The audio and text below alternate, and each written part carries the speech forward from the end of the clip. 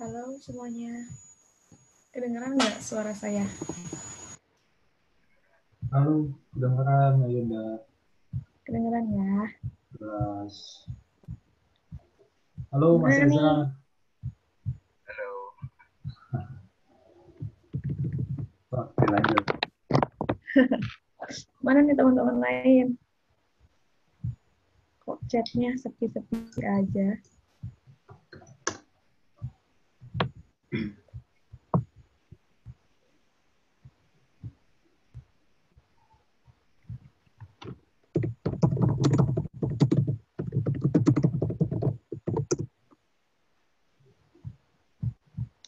Oke, Udah pada siap kayaknya. iya. Oke, saya mulai aja ya. Bismillahirrahmanirrahim. Assalamualaikum warahmatullahi wabarakatuh. Waalaikumsalam. Selamat malam semuanya. Selamat bergabung di webinar Android. Perkenalkan, nama saya Ayunda. Saya di sini sebagai Customer Experience di PT Chelsea Violation. Nah, malam kali ini kita bakalan sharing terkait materi Android bersama Mas Ezra. Halo, halo Mas Ezra, salam kenal ya. So, sebelumnya saya mau tanya dulu nih buat teman-teman semua di sini. Semangat nggak sih untuk webinar malam ini? Bisa dibalas nih di chat biar rame chatnya. Biar kita absen dulu nih, ada yang dari Bandung kah, atau Jakarta, atau mungkin luar Jawa. Lumajang, Bogor. Luar Jawa ada luar Jawa.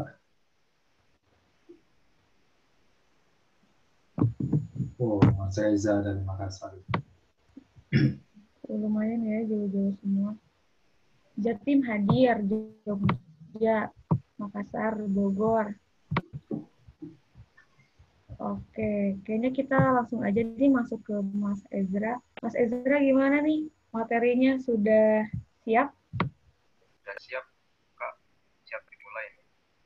Siap dimulai? Oke, Ya. mungkin perkenalan selanjutnya bakal dilanjutin sama Mas Ezra. Sebelum materi, kita langsung masuk materi. Langsung dilanjut dengan Mas Ezra. Silakan Mas Ezra. Oke.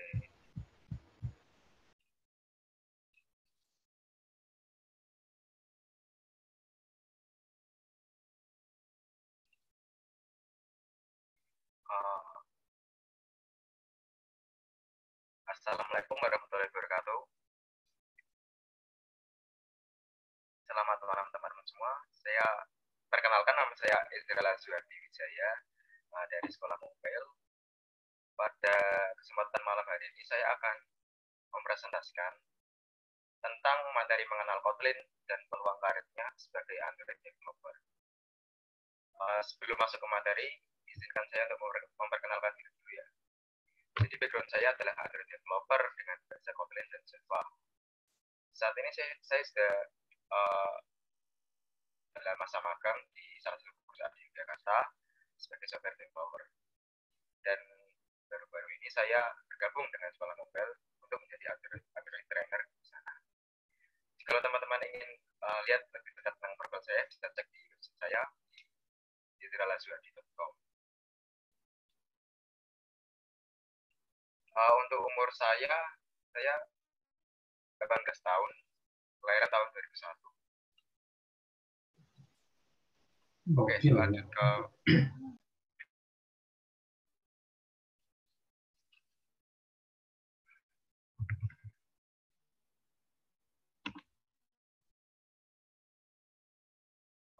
ke materi aja. Sesuai judul,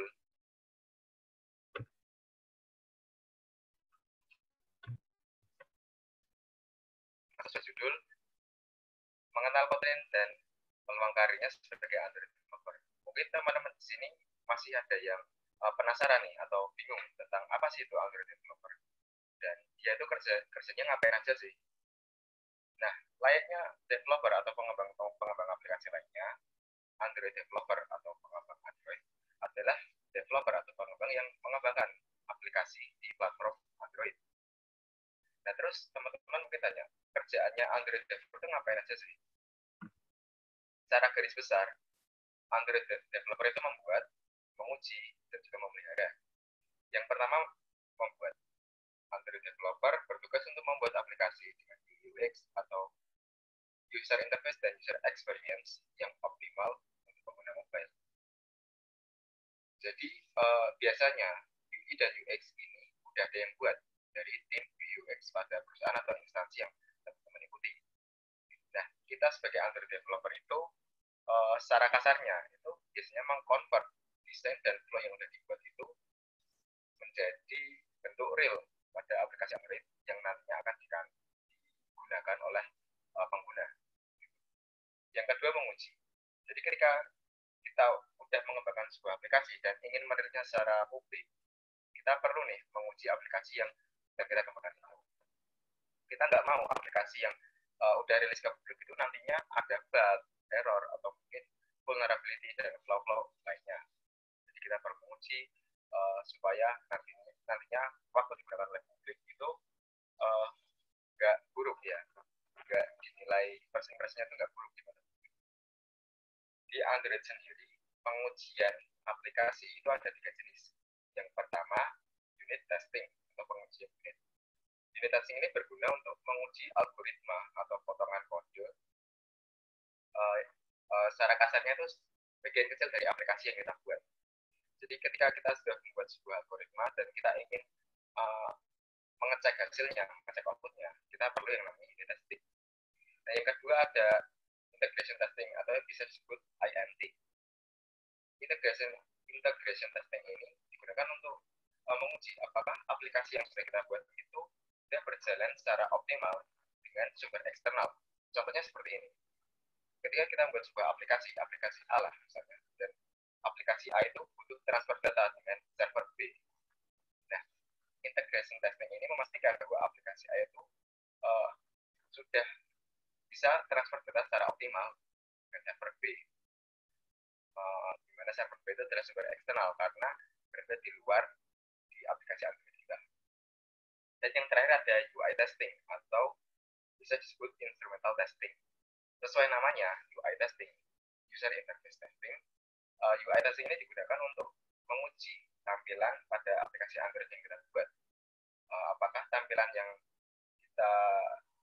kita susun itu sudah sama dengan mockup yang sudah dibuat, atau mungkin fallback per komponen dari layoutnya itu sudah tepat dengan flow yang direncanakan. Dan yang terakhir ada memelihara, yaitu memelihara fitur yang sudah ada, resolving bug, dan juga memperbarui fitur. Memelihara fitur yang sudah ada itu maksudnya ketika kita sudah merilis aplikasi ya, dan tiba-tiba itu dari server ada perubahan seperti ada data atau ada perubahan parameter, kita sebagai developer, Android developer itu bertugas untuk menjaga ekosistem yang sudah rilis ke publik itu tetap bisa digunakan. Yang dari kalimat lainnya itu memelihara fitur yang sudah ada tetap berjalan secara optimal lah. Yang kedua dari solving bug. Jadi ketika dalam aplikasi kita memiliki sebuah bug atau error atau vulnerability, kita sebagai Android developer bertugas untuk men-tracing dan meresolve bug tersebut, lalu memberi patch update ke aplikasi kita. Dan yang terakhir ada memperbarui fitur. Jadi ketika perusahaan atau instansi kita butuh fitur yang baru untuk diimplementasi, kita sebagai Android developer bertugas untuk membuat dan mengimplementasikan fitur baru tersebut ke aplikasi buatan kita yang begitu sudah dirilis publik ataupun yang sedang kita buat. Gitu. Terus di sini teman-teman mungkin penasaran ya, gimana sih caranya buat aplikasi Android? Teknologi apa aja sih yang bakal digunakan? Yang pertama dan juga yang paling utama adalah PC dan PC atau laptop, personal computer atau laptop, sebagai media untuk menjalankan IDE atau Integrated Development Environment dan menjalankan ADB atau Android Development Bridge. IDE di sini bertindak untuk kompilasi program, sedangkan ADB Android Development Bridge digunakan untuk kebutuhan debugging aplikasi Android kita. Jadi ketika kita perlu untuk mengadres bug atau error, kita perlu tools yang namanya ADB, dan ADB ini harus terletak di laptop atau PC kita untuk menggunakannya.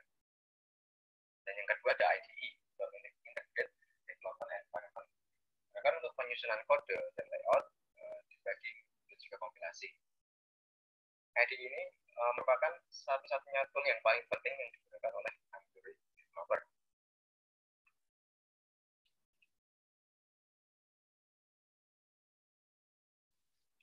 Suaranya kurang jelas ya?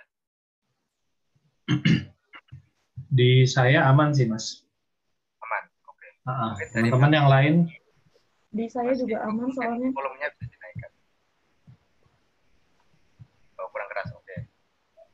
Yang kurang keras coba volume laptop. Ya, volumenya dinaikkan aja, Mas. Di saya memang agak agak gede. Oke, tak kerasin kita.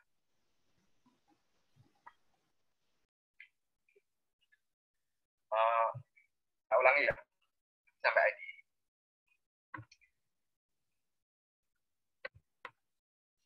Nah, ID. Integrated Development Environment merupakan tools yang digunakan untuk penyusunan kode dan layout, debugging, dan juga kompilasi. Jadi, IDE ini digunakan untuk mengetik kode, untuk implementasi fitur, untuk pengaturan UX, dan juga menyusun user interface pada aplikasi kita.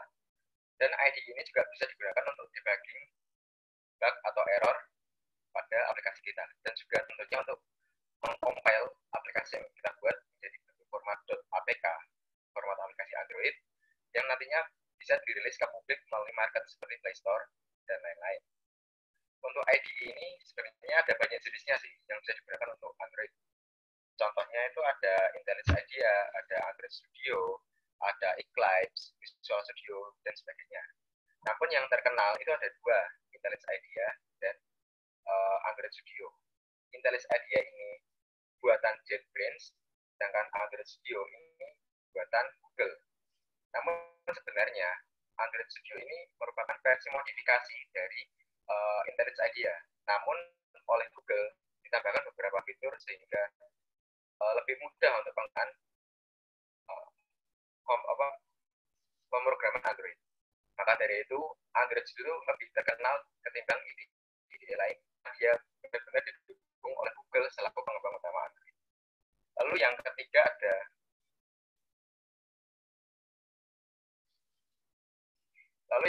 bahasa pemrograman.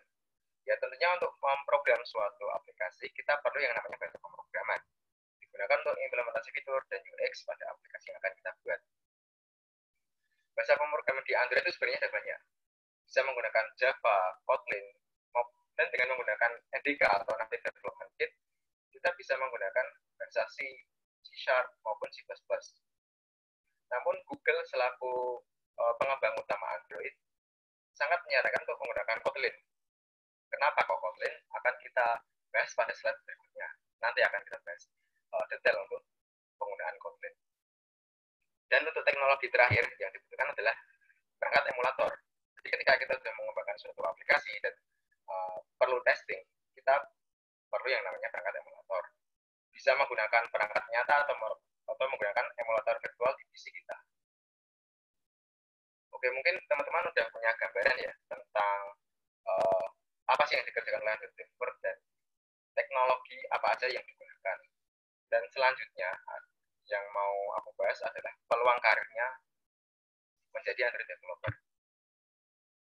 Teman-teman tahu ya, untuk sekarang ini kan sedang gencar-gencarnya tentang industri 4.0, di mana semua berbagai perusahaan itu lagi eksis di bidang digital. Seperti perusahaan Gojek, Traveloka, Tokopedia, Bukalapak, dan startup-startup lainnya itu kan juga mereka bersaing kompetitif di pasar mereka, di bidang-bidang mereka. Dan tentunya setiap perusahaan ini juga memiliki platform aplikasinya, baik itu web, iOS, dan juga Android. Dan dengan berkembangnya kebutuhan developer dari perusahaan-perusahaan ini, menjadikan peluang karir Android developer itu meningkat. Dan untuk masalah gaji seorang Android developer itu menurut saya itu besar nominalnya. Menurut DevSkiller pada tahun 2019, rata-rata gaji seorang Android developer itu $80.000 per tahun, dengan rentang $50.000 sampai tertinggi $125.000 per tahunnya. Dan ini belum kehitung bonus dan profit-profit lainnya. Dan untuk di Indonesia sendiri, rata-rata gaji Android developer itu 6 juta per bulan. Dan ini tentunya tergantung dari perusahaan yang teman-teman ingin masuki. Di sini saya dapat info bahwa rentang maksimalnya itu 15 juta per bulan, dan tentunya ini mungkin bisa lebih tinggi lagi, tergantung perusahaan dan skill yang teman-teman masuki. Karena untuk software development itu kan ada skillnya ya, ada 3 skill. Yang pertama ada entry level, yang kedua ada junior, dan yang ketiga ada senior. Dan yang paling yang lebih tinggi itu lebih tinggi gajinya. Itu. Saya sudah menjelaskan tentang teknologi, tentang cara apa aja sih yang dikerjakan oleh Android developer dan peluang karirnya. Mungkin sebelum masuk ke Kotlin, teman-teman mau tanya tentang Android developernya itu yang kurang jelas itu bagian mananya sih? Ingin diketahui lagi. Bisa tanya ke saya sekarang. Oke, teman-teman ada yang mau nanya? Mungkin kalau ada yang mau nanya, bisa langsung aja masuk kolom Q&A. Jangan di chat, jadi bisa langsung kelihatan gitu. Gimana nih? Ada yang mau nanya?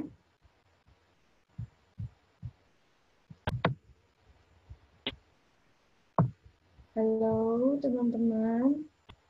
Masih pada bangun?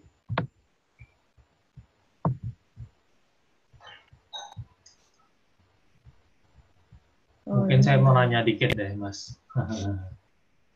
Tadi terkait yang apa namanya teknologi yang digunakan itu kan tadi ada beberapa poinnya, ada 4 poin. Nah itu memang apa ya, untuk dasarnya itu memang keempatnya perlu untuk dikuasai semua atau gimana? Untuk teknologinya kan saya sudah sebut teknologinya ya Pak, bukan itunya ya, teknologinya ya. Iya. Ya, teknologi kan tadi saya sebutkan 4, tentang ada PC, ada IDE, ada perangkat emulator, dan ada bahasa pemrograman. Dan itu merupakan esensi yang penting dari seorang Android developer. Jadi istilahnya kayak cangkul utamanya seorang Android developer lah. Seorang developer harus bisa dan harus punya media dari 4 elemen tersebut. Oke. Mungkin kalau penjelasan saya kurang jelas bisa ditanyakan teman-teman kalau yang bertanya.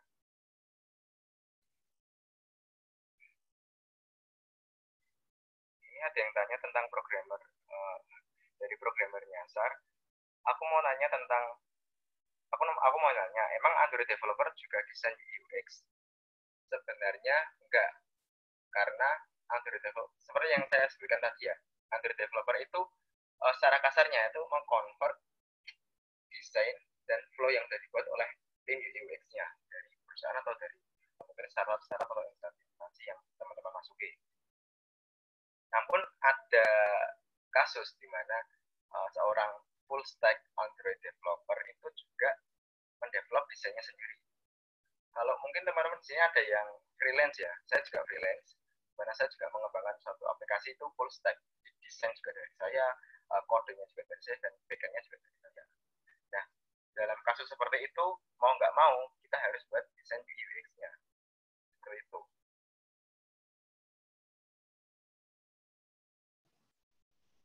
Terus ada, Mas, kalau kerjanya sebagai freelance atau remote, apakah gajinya sama seperti yang dijelaskan tadi? Untuk freelance itu sebenarnya nggak ada patokan sih, tergantung dari kliennya juga. Saya juga nggak paham ini kalau freelance itu minimalnya berapa, maksimalnya berapa, saya juga nggak paham. Karena semua budget itu kan yang nanggung kliennya. Jadi ya fluktuatif lah. Ya ada yang kadang-kadang tinggi, kadang-kadang rendah, tergantung fitur yang diminta. Biasanya seperti itu. Terus justru kalau freelance malah nggak ketahuan nih standarnya, bisa jadi tinggi banget. Iya. Terus Terus untuk bekerja di perusahaan startup, apakah cocok untuk menggunakan Android saja, ataukah harus bisa iOS juga? Untuk pekerjaannya yang bisa dicari startup itu biasanya fokus di salah satu platform aja sih. Misalnya di startup A ya. Kalaupun startup A itu butuh dua platform yang iOS dan yang Android, mereka juga bakal membutuhkan dua talent yang berbeda, Android developer dan iOS developer. Dan nggak ada yang developer itu bisa semuanya, itu nggak ada. Mereka harus fokus ke bidang masing-masing. Lainnya kayak mendevelop suatu aplikasi web ya, kan ada front end, ada back end. Nah, itu dipisah. Jadi setiap developer itu baiknya fokus pada fokus bidang masing-masing. Seperti itu. Jadi yang Android fokus Android, yang iOS fokus iOS. Terus bisa nggak jadi Android developer dan juga sekaligus jadi backend atau full stack? Memungkinkan nggak untuk proses belajarnya? Jawaban saya memungkinkan, karena juga saya sendiri itu nggak cuma fokus di bidang Android. Saya juga web developer dan backend developer menggunakan Java ya, pakai Spring. Dan webnya saya pakai CodeMaker menggunakan PHP. Dan itu tergantung dari niat belajar teman-teman masing-masing sih. Kalau misalnya teman-teman punya waktu luang, waktu belajar yang lebih, ya kenapa enggak buat digunakan untuk belajar skill lainnya. Jadi tergantung niat teman-teman aja sih.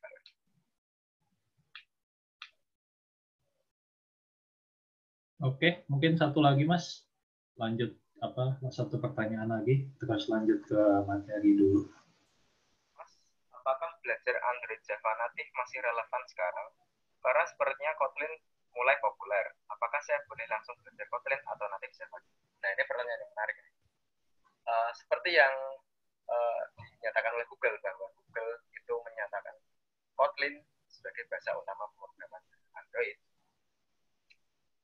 Sebenarnya dulu itu Java merupakan bahasa utama di pemrograman Android. Tapi entah kenapa pada tahun 2017 itu Google menyatakan bahwa Kotlin is a first class language for Android development. Nah, itu ada alasannya kan pasti kan. Dan teman-teman pasti penasaran kan kenapa. Bakal aku jelasin di slide selanjutnya. Gitu ya. Saya lanjut materi aja ya Mas ini Mas. Monggo, lanjut dulu. Apa sih itu Kotlin? Dan kenapa juga Google nyaranin pakai Kotlin buat ngoding Android? Jadi Kotlin itu bukan bahasa baru ya. Jadi Kotlin itu dikembangkan oleh tim JetBrains pada tahun 2013. Dan mulai tenar sejak Google menyarankan Kotlin sebagai bahasa utama pemrograman Android pada tahun 2013. Nah, Kotlin ini dikembangkan oleh JetBrains juga dengan mempertimbangkan desain bahasa, performa, dan kompatibilitas. Maksudnya, jadi Kotlin itu terkenal sebagai idiomatis dan juga concise, yang artinya dia singkat, padat, dan juga jelas. Kodenya itu nggak bertele-tele dan lebih mudah dipahami karena idiomatis. Dia mengadopsi dari penggunaan bahasa sehari-hari seperti copy atau replace dan lain-lain. Dan untuk masalah performa, JetBrains ini, Kotlin ini sama dengan Java karena dia sama-sama menggunakan JVM atau Java Virtual Machine sebagai media berjalannya. Jadi cara performa itu nggak beda jauh sama Java.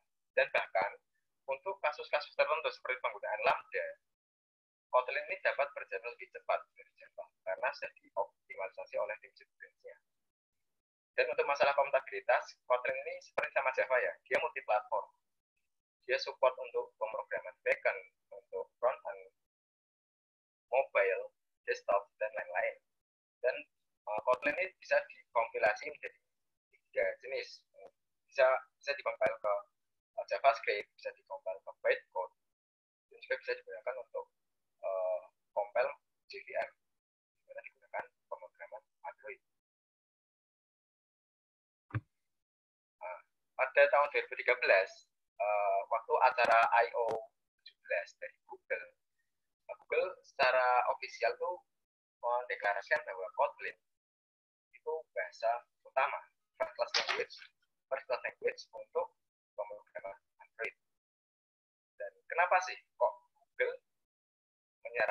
Kotlin sebagai bahasa utamanya. Kenapa aku nggak tetap di Java aja? Kenapa aku nggak bahasa lain seperti C, C++, dan sebagainya? Nah, yang pertama, Kotlin itu concise, yang artinya ringkas, karena bahasa Kotlin dibuat singkat, padat, dan jelas, jadi nggak bertele-tele.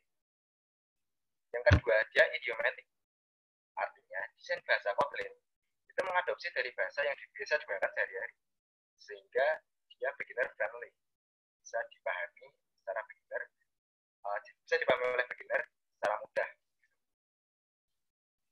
Yang ketiga, interoperable. Jadi Kotlin dapat bekerja 100% berbandingnya dengan Java. Jadi ketika teman-teman punya existing project Android menggunakan Java, terus teman-teman disuruh untuk melanjutkan project itu nih, teman-teman bisa menggunakan Kotlin, karena Kotlin itu 100% bisa berdampingan dengan Java. Jadi tinggal tulis kode baru pakai Kotlin, dan kode kelas lain yang udah pakai Java, yang masih pakai Java itu bisa digunakan berdampingan dengan kode Kotlin yang baru teman-teman tulis. Yang keempat, versatile. Artinya bahasa Kotlin ini multi-platform untuk backend, front-end, dan mobile. Yang kelima, null safety. Artinya Kotlin dapat mengatasi masalah null pointer exception dengan mudah. Jadi kalau di sini teman-teman udah ada yang pengalaman di pemrograman Java ya, pasti kan kalau mengakses suatu variabel yang nilainya null, itu kan dapat exception nih, namanya null pointer exception. Jadi dengan menggunakan Kotlin, dia ada yang namanya null safe operator, menggunakan tanda tanya, operatornya maksudnya. Nah, dengan menggunakan operator tersebut, dapat meminimalisir exception berupa null pointer exception. Jadi, null safety. Yang keenam ada fully support Android. Di Google dan Kotlin Foundation ini memberikan dukungan penuh agar bahasa Kotlin dapat berjalan optimal di Android. Jadi Google dan Kotlin Foundation ini memberikan janji, memberikan dukungan penuh berupa update, berupa resolving bug, isu pada bahasa Kotlin, sehingga dapat dipastikan bahasa Kotlin itu terus bisa berjalan di platform Android. Jadi yang sudah legit performance. Performa Kotlin sama cepatnya dengan Java, namun dapat beroperasi lebih cepat dalam penggunaan Lambda, seperti yang saya sebutkan tadi. Karena Kotlin dan Java ini sama-sama berjalan di JVM ya, atau Java Virtual Machine. Jadi overall performanya sama sih. Dan yang terakhir ada modern dan juga ekspresif. Kotlin memungkinkan untuk berfokus pada mengekspresikan ide dan menulis sedikit kode boilerplate.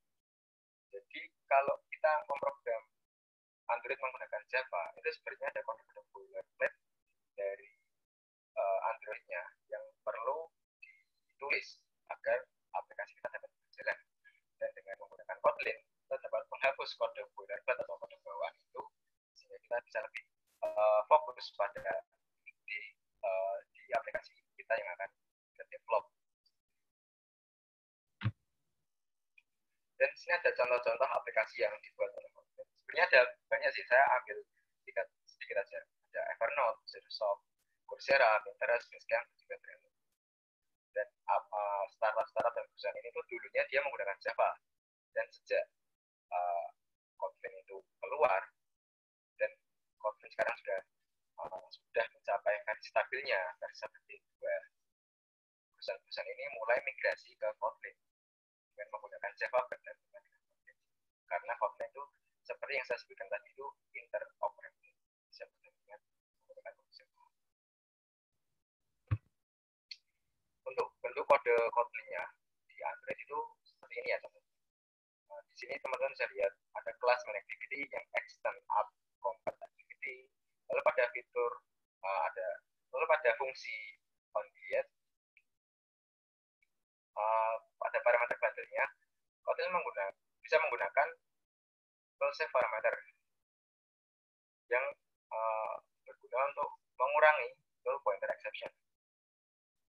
Lalu di sini bisa menggunakan Lambda pada penggunaan top.setValueDeliver dengan menampilkan snack bar yang berisi string hello bulan variabel. Jadi jika kita menggunakan Java, kode yang perlu dituliskan tuh sebenarnya lebih banyak dari ini. Nah, karena kita menggunakan Kotlin, jadi kodenya dapat lebih singkat dan dapat lebih jelas dimengerti. Nanti untuk masalah contoh code-nya, saya bakal praktekkan secara langsung ya di live coding sama di punya, biar teman-teman ada gambaran ngoding Kotlin itu kayak gimana. Sama saya juga akan demoin tentang membuat aplikasi Android sederhana seperti Bluebird. Nah, sebelum masuk ke demonya, mungkin teman-teman ada yang mau tanya? Mungkin ada yang mau nanya lagi, teman-teman, terkait khususnya untuk Kotlin sendiri ya. Jadi tadi pembahasannya udah mulai banyak masuk ke ke Kotlin. Jadi sebuah bahasa pemrograman yang belakangan ini mulai ngetren ya Mas ya.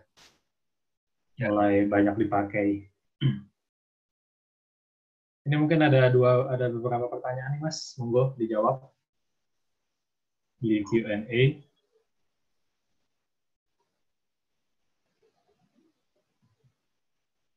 Jadi untuk Android developer dan juga sekaligus backend full stack udah saya jawab ya tadi. Sebenarnya udah ya. Kalau teman-teman mau belajar ya. Oke. Terus Mas itu aplikasi yang dibuat itu berarti aplikasinya apa basisnya Windows apa Linux? Ini maksudnya itu ya mungkin cara membuat aplikasi Android itu menggunakan platform apa gitu ya. Nah, ya kayaknya kayak gitu. Ya.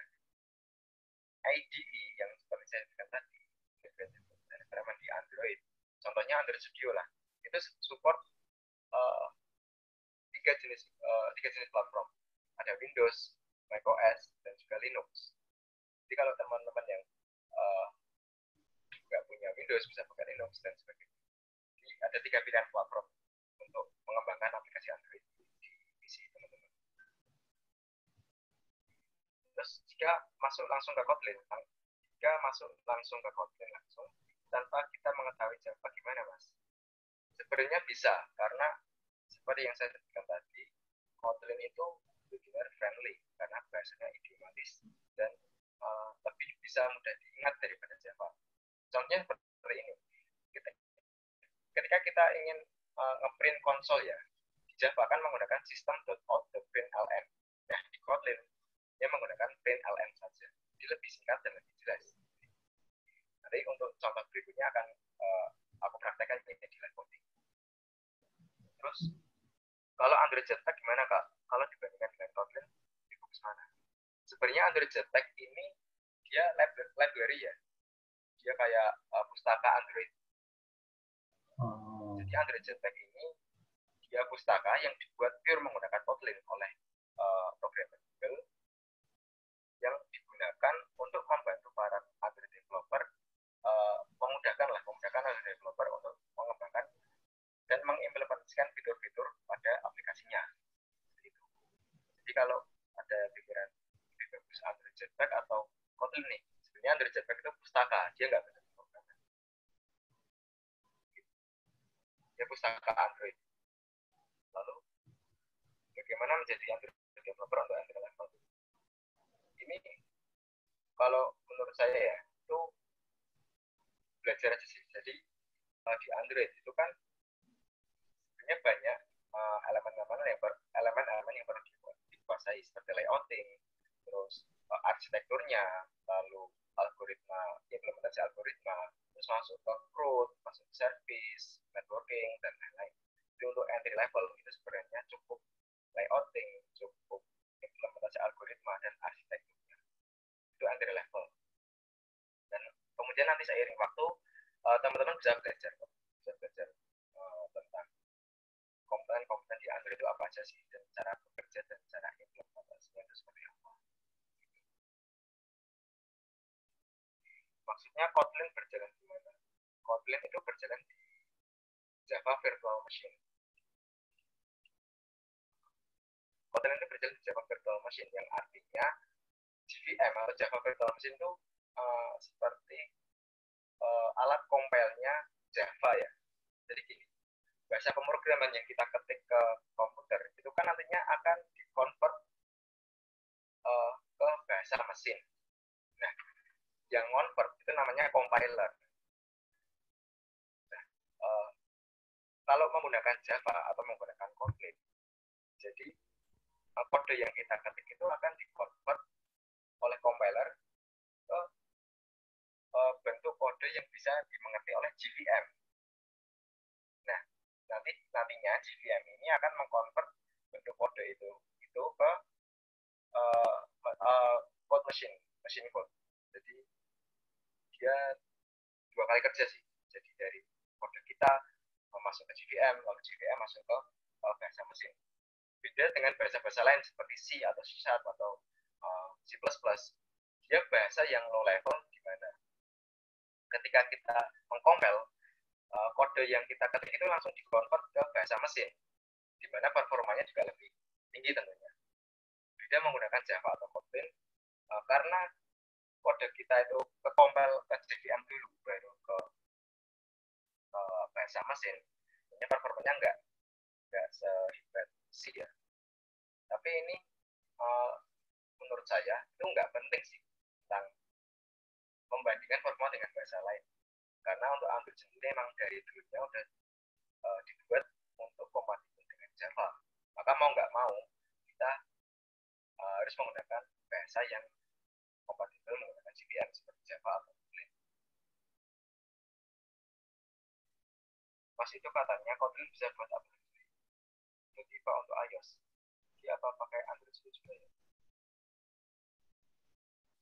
Untuk iOS, setahu saya ya, itu menggunakan bahasa kalau nggak Objective-C itu Swift. Setahu saya ini, soalnya saya juga bukan iOS developer dan saya belum punya pengalaman di sana. Tapi kalau saya punya kerabat lah, dan dia iOS developer juga, dia biasa mendevelop aplikasi iOS itu menggunakan Swift. Jadi saya belum tahu apakah Kotlin itu bisa digunakan untuk platform iOS dan Mac. Setahu saya untuk Kotlin dia support backend, front-end, dan juga Android baru itu. Apakah kita langsung kerja tanpa kerja? Ya, karena menurut saya nih Kotlin sudah cukup beginner friendly kok untuk teman-teman belajar, dan itu nggak makan waktu banyak buat bisa menguasai Kotlin. Mau tanya Mas, biasanya developer mobile apps melakukan proses CI/CD dari program. Seperti apa ya Mas? Bisa sharing Mas? Terus apa yang digunakan? CI/CD atau CI/CD ini kalau teman-teman yang belum tahu itu singkatan dari Continuous Integration, Continuous Development. Fungsinya CI/CD ini, jadi ketika source code kita udah ke-push ke VCS atau version control system seperti GitHub, seperti GitLab, Bitbucket, dan lain-lain, CI/CD merupakan suatu platform yang digunakan untuk testing apakah kode kita yang sudah kita push ke VCS itu benar-benar bisa berjalan apa enggak, benar-benar bisa dikompil apa enggak. Nah, itu fungsinya CI/CD seperti itu. Untuk verifikasi aja sih, dan juga gimana ya, verifikasi fitur yang sudah kita implement seperti itu. Dan tools yang digunakan untuk proses build APK sampai rilis ke Play Store, kalau toolsnya itu sebenarnya nggak begitu banyak, cukup IDE aja. Jadi kita udah siap aplikasinya, kita kompil ke APK, lalu kita buat akun Google Developer Console untuk nge-publish aplikasi kita ke Play Store. Kita buat akunnya, terus kita nge-publish APK kita ke Google-nya.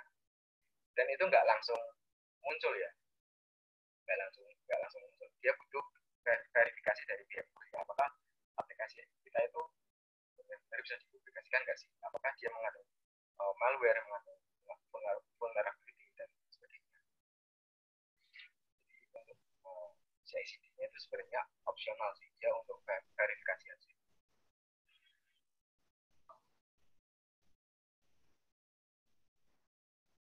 Mungkin boleh lanjut dulu, Mas. Lanjut nanti ya. Boleh, nanti kita sambung lagi. Teman-teman yang mau nanya, nggak apa-apa, tanya aja. Nanti ada sesinya lagi. Oke.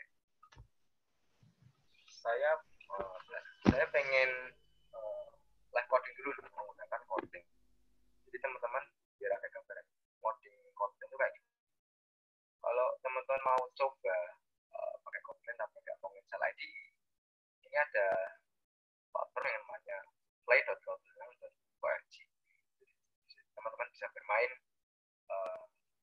kode Kotlin untuk testing aja sih, dan juga untuk pembelajaran. Aku mau coba nge-print string di Hello World Kotlin.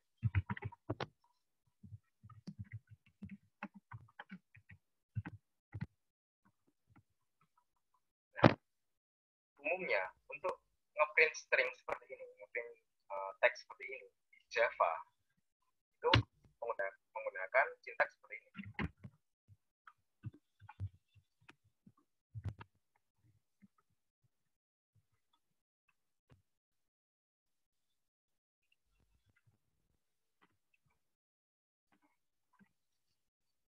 Nah, ini di Java dan dengan ini di Kotlin. Jadi Kotlin itu lebih concise, lebih ringkas dan juga lebih jelas. Dan kalau coba saya run, dua-duanya berjalan. Padahal yang ini kodenya Java, yang ini kodenya Kotlin. Nah, itu kenapa Kotlin disebut interoperable, yang artinya bisa berdampingan dengan kode Java. Jadi ketika teman-teman punya kode Java dan ingin melanjutkan kode tersebut cuma pakai bahasa Kotlin, nah itu bisa nih, karena Kotlin itu interoperable, dia bisa berdampingan dengan kode Java. Ini untuk kenalannya ya. Terus coba kita buat fungsi Java. Untuk buat fungsi kan seperti ini.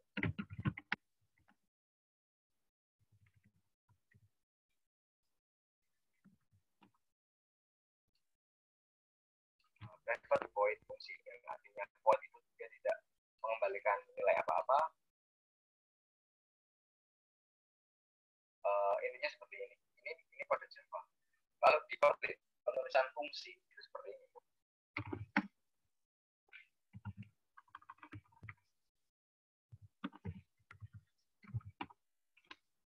Nah, cukup seperti ini.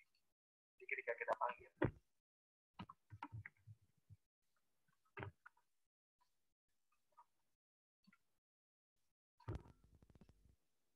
nah, dia akan menjalankan blok kode di dalam skop fungsi.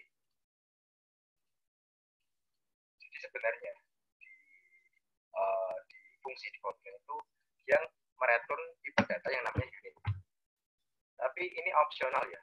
Jadi ketika dia nggak ngereturn, nggak mengembalikan nilai apa-apa, teman-teman nggak usah menulis return type-nya, jadi cukup seperti ini. Namun jika teman-teman butuh suatu nilai kembali, contohnya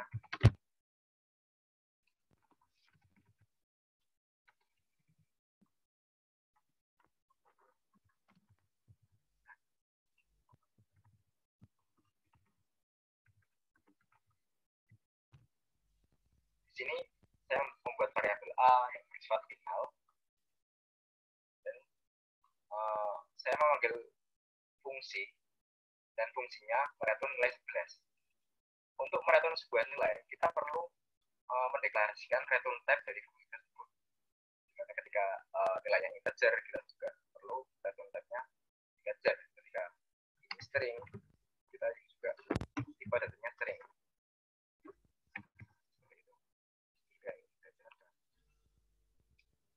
Dia akan muncul nilai returnnya. Dan untuk tipe variabel di Kotlin itu ada dua sih. Ada var dan juga ada val.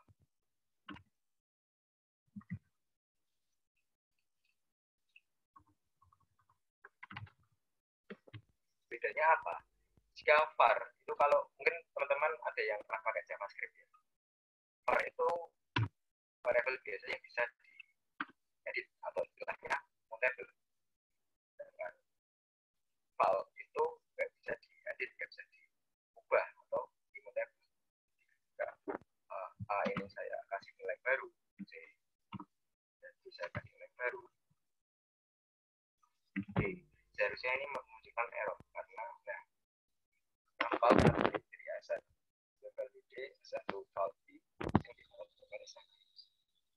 dia ada muncul error karena val itu variabel.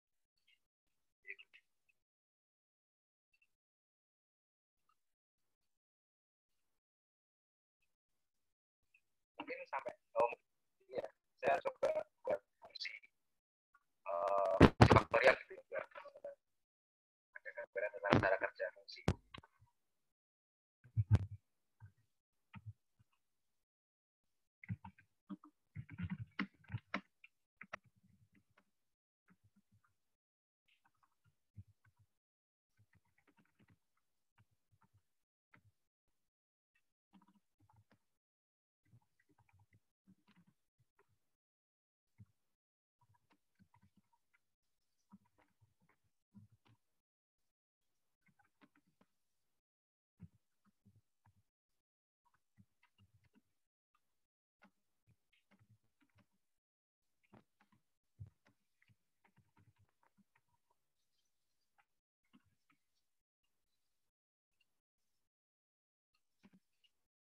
Nah, di sini saya sudah buat fungsi faktorial parameter n tipenya integer, dan fungsi faktorial ini meretur nilai integer. Di sini di sini saya meretur nilai, namun dengan menggunakan kondisi ya, jika n ini sama dengan 0, saya isi 1, namun jika tidak, saya terus mengulangnya dengan rumus n dikali memanggil fungsi ini sendiri. Jadi ini yang namanya recursive function atau fungsi rekursif. Dia fungsi yang memanggil fungsi sendiri. Teman-teman tahu kan kalau faktorial itu, kalau misalnya faktorial 4 ya, itu kan sama dengan 4 dikali 3 dikali 2 dikali 1. Nah, algoritmanya seperti ini. Kalau dicabut fungsinya itu seperti ini. Sebenarnya ini jawabannya 24 ya.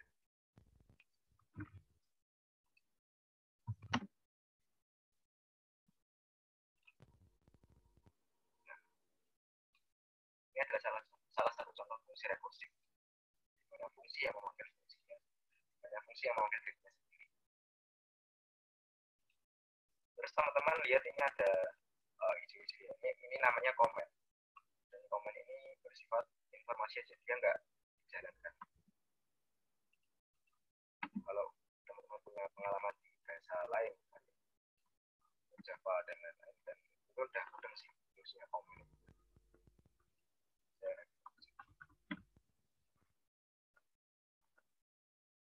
Terus penggunaan kondisi seperti ini itu sama seperti Java.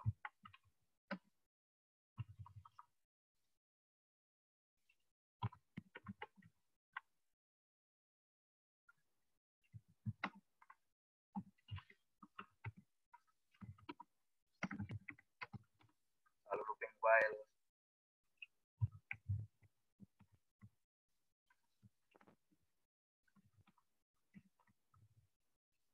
lalu looping for.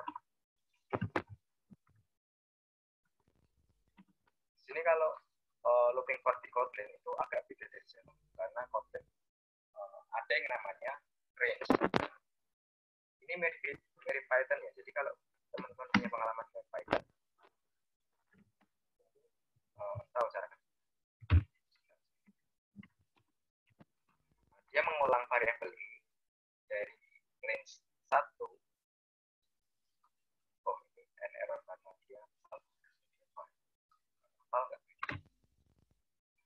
di sini for i in 1 sampai 10, artinya dia inclusive range. Jadi artinya dia mengulang dari 1 sampai 9, karena inclusive itu dia nge-emit nilai terakhirnya. Coba tahu.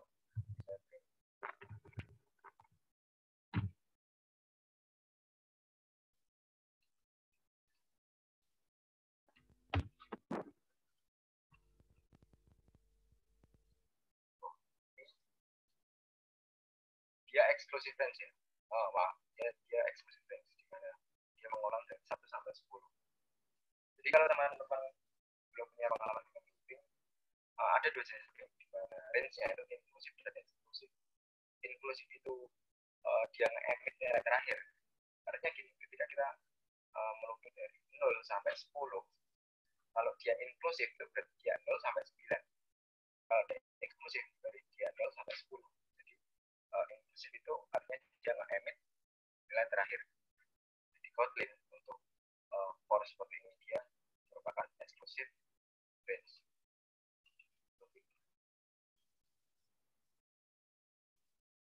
Mungkin sampai di sini ada yang mau ditanyakan kalau saya kurang jelas.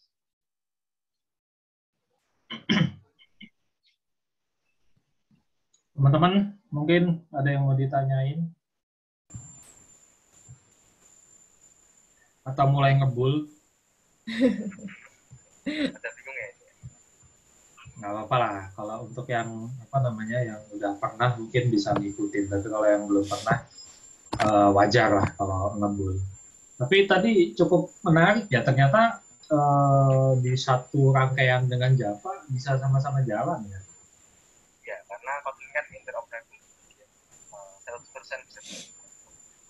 Berarti logikanya kalau ada kita punya aplikasi berbasis Java gitu, terus ingin ada perbaikan, ada modifikasi, tapi kita terapkan pakai Kotlin, itu harusnya nggak masalah ya, Mas? Ya, bisa. Oke. Teman-teman mungkin ada yang mau nanya lagi? Ada nih di kolom Q&A. Kalau penerapan dalam Android itu bagaimana, Mas? Apa dari atas tentang yang IPA untuk iOS tadi saya sudah jawab ya. Oh iya, udah. Udah ya. Untuk belajar Kotlin dari nol, jadi bisa Kotlin. Biasanya waktu yang diperlukan berapa lama?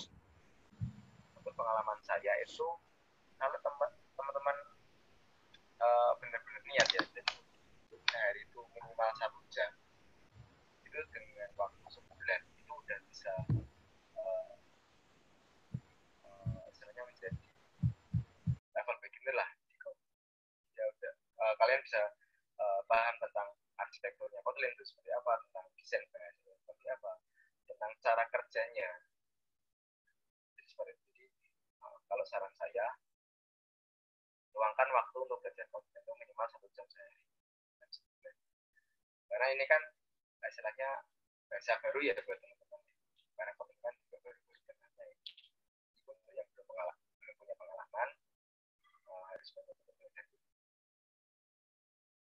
Dan karena sintaksisnya kan juga beda dari Java. Walaupun teman-teman punya pengalaman Java, itu nggak jamin bahwa kalian bakal langsung fasih di Kotlin. Harus tetap belajar lagi. Karena ada beberapa komponen di Kotlin itu yang unik dan yang gimana ya, dia benar-benar beda dari Java. Nanti akan aku sebutin di Android. Nanti kan ada live coding Android ya. Saya coba tunjukin. Untuk penerapan di Android akan aku tunjukin di live coding ya, Mas. Terus Mas itu masuk itu berarti Kotlin online ya, nggak offline. Apakah berupa .exe itu? Ini online ya. Jadi play.kotlinlang.org ini web dari Kotlin untuk kebutuhan belajar sama testing aja. Jadi kalau teman-teman nggak pengen ribet install IDE, install Kotlin di PC teman-teman, kalau mau coba beberapa potong kode aja, pakai ini play.kotlinlang.org. Dan teman-teman juga bisa belajar kok, belajar tentang kondisi looping atau output input di sini. Ini online Mas, nggak offline. Terus untuk belajar Android di awal, bagusan belajar pakai Kotlin atau Flutter ya Pak. Jadi gini, untuk Android development itu kan ada yang menggunakan native dan juga menggunakan framework. Framework itu seperti ini, teman-teman kan udah pernah dengar ya tentang React, tentang Flutter atau mungkin dengan Ionic framework. Itu adalah framework Android yang nantinya bisa dikompil dalam bentuk APK. Dan tentunya framework ini tuh memiliki bahasanya sendiri-sendiri. Kalau Flutter dia pakai Dart, kalau Ionic dia pakai Ionic language, Ionic ya kalau nggak salah Ionic language, dan untuk React dia pakai JS, pakai TypeScript kalau nggak JavaScript. Nah, sebenarnya framework ini cukup membantu, tapi dia tetap nggak bisa dibandingkan dengan aplikasi aplikasi yang dibuat dengan bahasa natif seperti Java atau Kotlin. Karena dengan menggunakan Java atau Kotlin, kita tuh bisa implementasi fitur yang yang barusan keluar seperti dalam alpha stage atau beta stage yang barusan dirilis oleh Google. Itu yang pertama kali bisa pakai itu cuma bahasa natif, bahasa framework seperti React, Flutter itu dia belum support sampai nantinya ada patch terbaru, stack release. Contohnya seperti ini, di Android Q itu ada yang namanya dark mode. Teman-teman udah pernah tentang dark mode. Jadi di HP Androidnya itu semua itu temanya gelap. Nah, pada saat perilisan dark mode pertama kalinya, framework lain itu dia belum support. Sedangkan Java dan Kotlin itu dia support karena memang dia natif dan kodenya itu benar-benar sudah dioptimasi oleh Google. Seperti itu. Jadi ada pros dan cons-nya menggunakan framework atau menggunakan bahasa natif seperti Java atau Kotlin. Untuk bagusan mana itu saya nggak bisa ngomong ya, karena itu tergantung kebutuhan teman masing-masing. Mungkin di instansi atau perusahaan teman-teman itu butuh yang arsitektur hybrid ketika menulis satu kode untuk dua platform iOS dan Android seperti Flutter, React, atau mungkin di perusahaan tertentu mau fokus di salah satu platform aja, Android ya Android, iOS ya iOS. Atau mungkin ada beberapa perusahaan yang memang dia fokus pada dua platform, namun menggunakan bahasa natifnya sendiri. iOS menggunakan Swift, Android menggunakan Java atau Kotlin. Jadi semua ada pros dan cons-nya. Saya mau nanya satu dong, Mas. Karena itu tergantung use case dan tergantung kebutuhan teman-teman juga. Kalau emang teman-teman butuh waktu development yang relatif cepat, yang sekali kode langsung dua platform, ya pakai Flutter. Tapi kalau teman-teman mau yang fitur yang benar-benar eksklusif buat natif atau bahasa bawaan Androidnya, ya pakai Kotlin atau Java.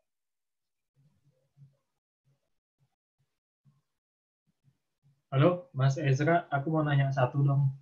Oke.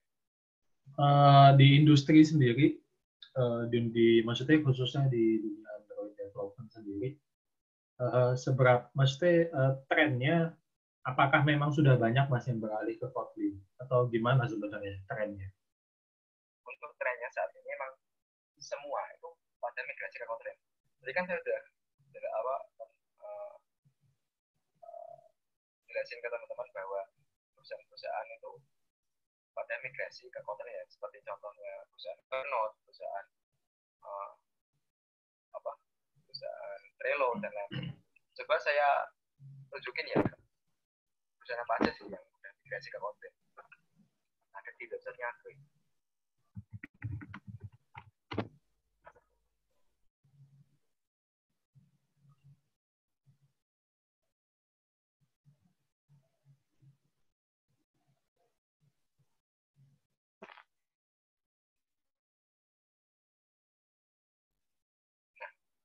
Ini adalah salah satu beberapa perusahaan yang sudah mulai migrasi Kotlin, dan salah satunya itu Gojek, Netflix, Lyft, Evernote, WeChat, terus Nova Launcher, Wikipedia WordPress, dan lain-lain. Jadi banyak perusahaan tuh yang udah melirik Kotlin sebagai bahasa yang kelihatannya itu menarik, karena emang sesuai pengalaman dari developernya, Kotlin itu benar-benar mempersingkat waktu development di platform natif Android, karena dengan bahasanya yang singkat, yang ringkas, dan dengan pustaka-pustaka seperti Android Jetpack itu menjadikan Kotlin bahasa yang difavoritkan.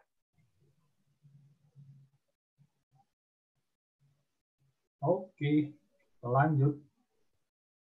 Oke, lanjut. Aku bakal mau demoin dulu nih tentang aplikasi yang pernah aku buat. Jadi sebenarnya buat latihan aku aja sih. Dulu kan waktu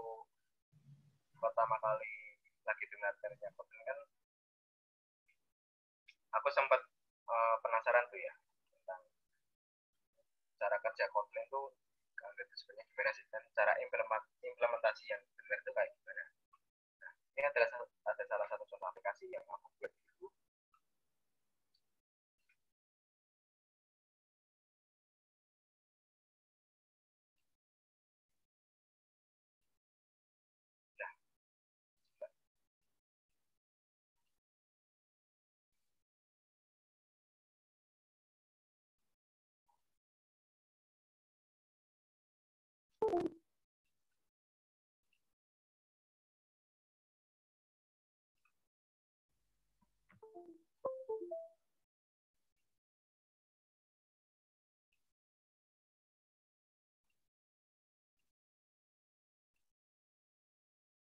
Nah, ini salah satu contoh aplikasi yang udah aku buat, namanya Movie. Aplikasi itu dulu aku buat untuk nulis informasi katalog film sama acara TV ya. Jadi ini pakai API atau aplikasi programming interface dari IMDb. Kalau teman-teman belum tahu IMDb itu dia database-nya movie dan movie database. Dia nyediain API gratis yang bisa kita gunakan untuk membuat aplikasi ya. Aku pakai API-nya dari IMDb buat nge-fetch data. Jadi ini semua online pakai internet. Ini juga bisa nyari film.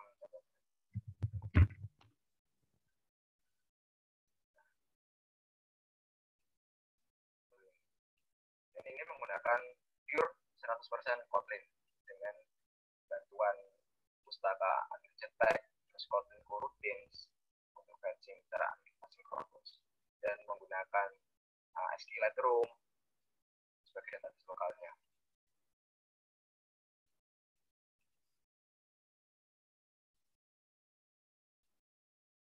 Dan dia juga mengimplement service worker yang digunakan untuk fitur reminder ya atau pengingat. Ketika ada rilis film terbaru, aplikasi Movie ini akan menotify atau pengguna melalui notifikasi bahwa ada rilis film terbaru atau untuk pengingat aja. Jadi setiap jam 7 itu aplikasi Movie akan mengingatkan pengguna bahwa ada film populer.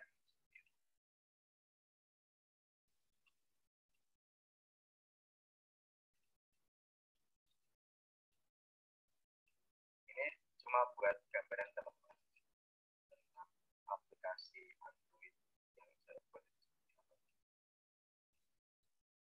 Dan ini desain UX-nya 100% saya yang buat. Memang kan juga buat belajar aja ya. Saya menggunakan component layout dipadukan dengan motion layout biar ada animasi. Lalu menggunakan pustaka Glade juga buat fetching gambarnya.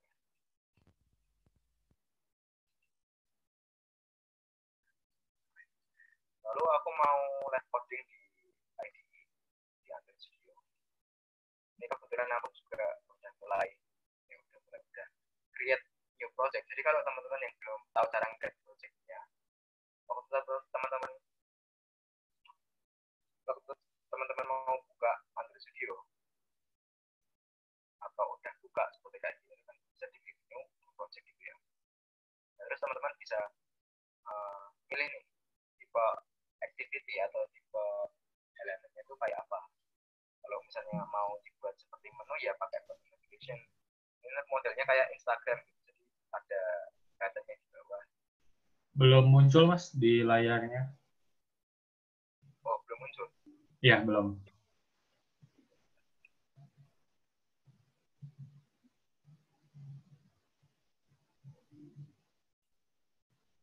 Masih tampilan browser. Oh, okay.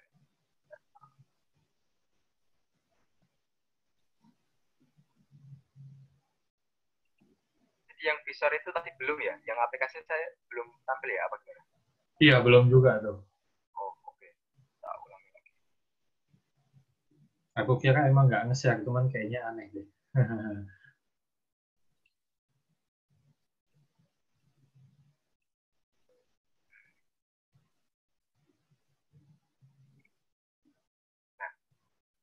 contoh aplikasi yang aku buat.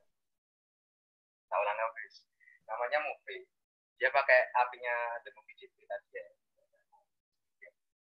Tentu pakai internet untuk kaji datanya. Di sini ada fitur search, ada fitur favorit untuk favorit movie dan favorit TV shows. Bisa nyari film contohnya. Nah,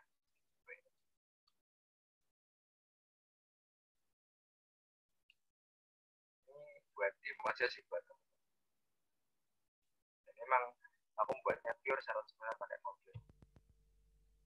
Performanya sih nggak ada bedanya sama aplikasi yang dibuat contoh. Karena emang dua-duanya itu berjalan di GPM. Tapi ini pure ya, Kotlin base ya berarti ya.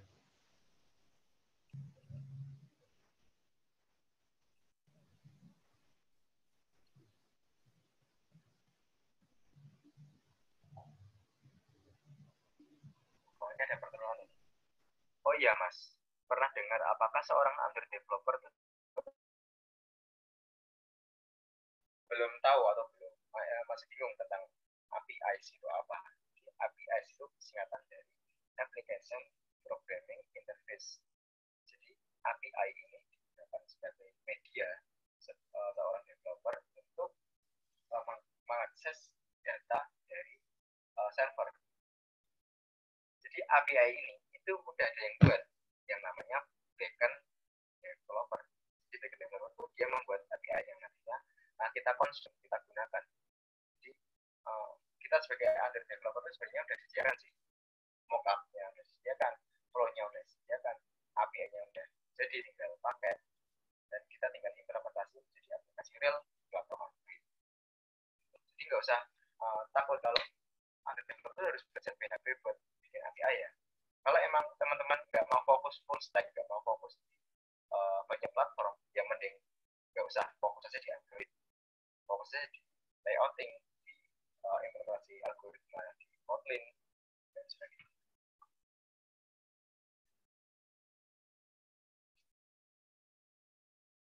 Terus aku tampilkan ke Android Studio ya.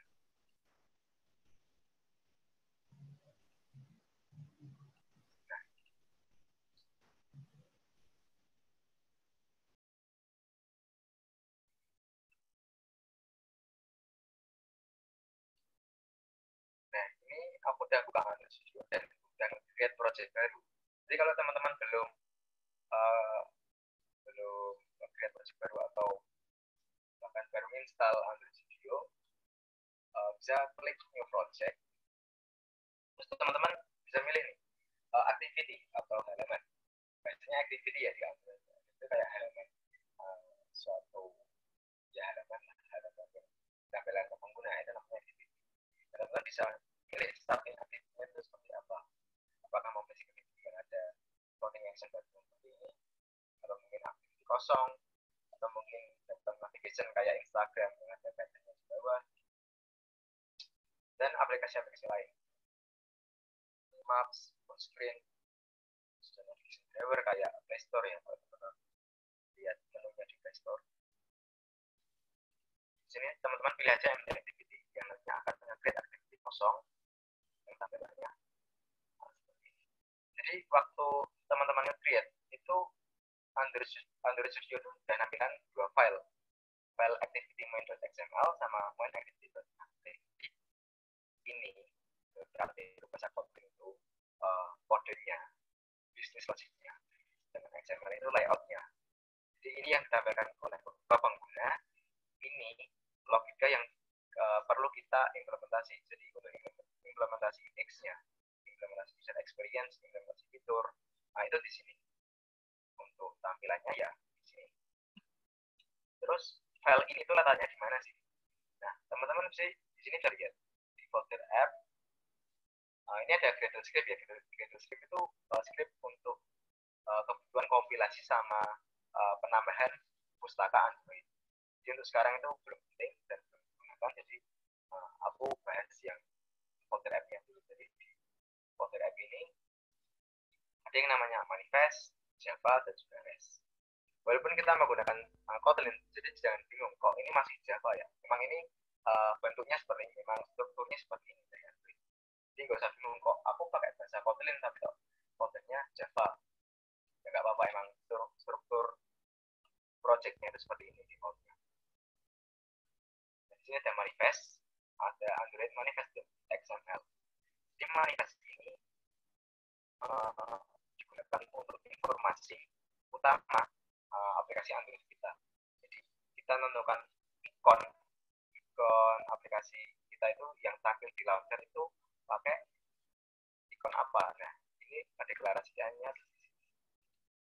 Terus kalau kita nambahin activity baru, nah kita juga perlu mendeklarasikan activity apa saja yang bakal tampil ke aplikasi itu di manifestnya.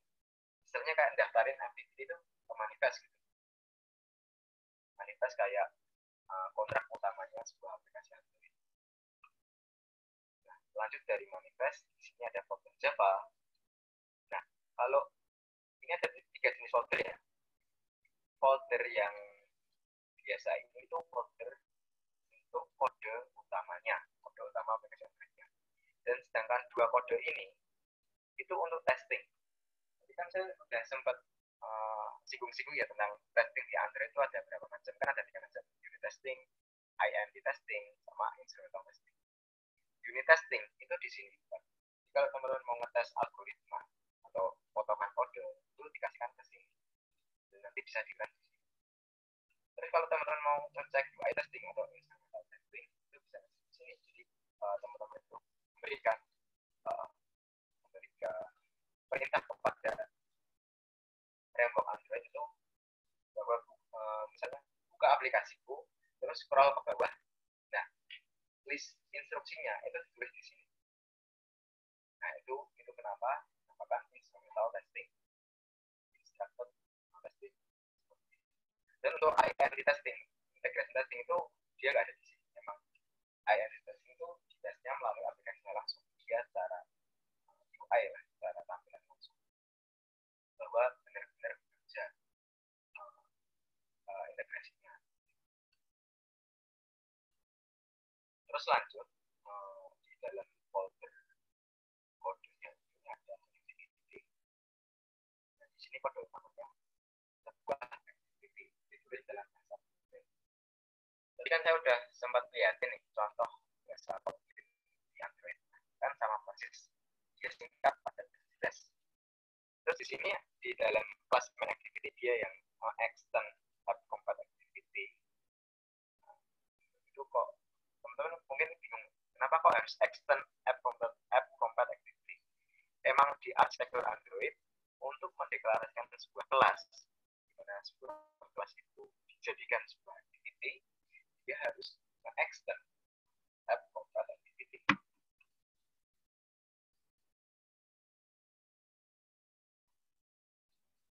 Jadi teman-teman nggak usah takut app compat activity itu apa sih? Ini untuk mendeklarasikan bahwa kelas main activity itu merupakan salah satu dari app compat activity secara bahasa gampangnya gitu. Ada di dalamnya ada fungsi onCreate. Karena fungsi onCreate-nya itu di override atau ditulis, di override lah. Di override dari kelas spellnya, kelas app compat activity. Nah, onCreate itu merupakan satu fallback di aplikasi Android. Ketika kita meluncurkan halamannya, ke aplikasi, ke perangkat virtual kita atau emulator virtual, itu fungsi pertama yang bakal jalan itu fungsi onCreate. Aku bakal bahas callback di Android, cuma buat gambaran aja.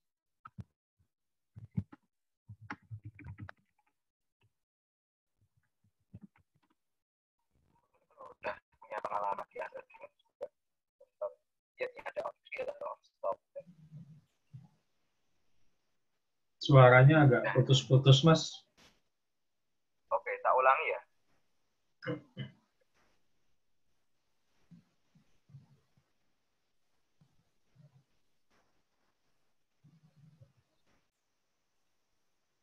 ini merupakan contoh grafik.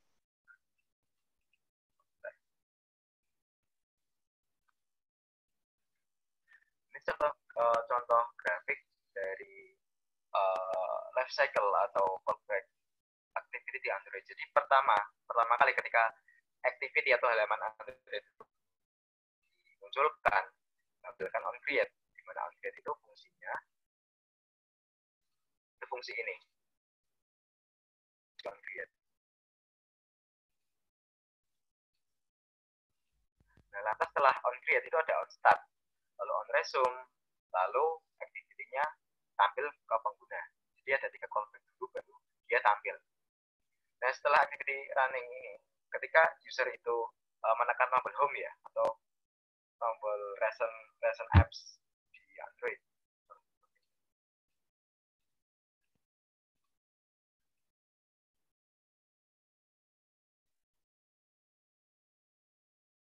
Nah, ketika menekan tombol recent apps, activity di Android itu dia akan memanggil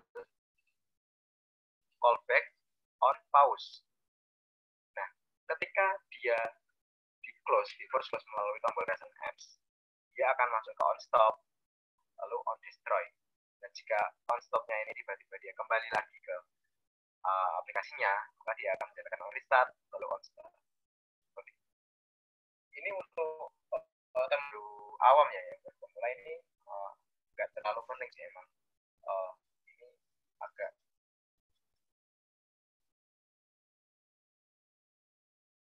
emang ini butuh waktu buat mempelajarinya karena arsitektur Android itu rumit sebenarnya.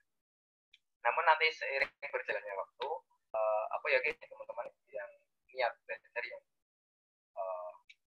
punya keyakinan buat bisa di Android menggunakan software itu bisa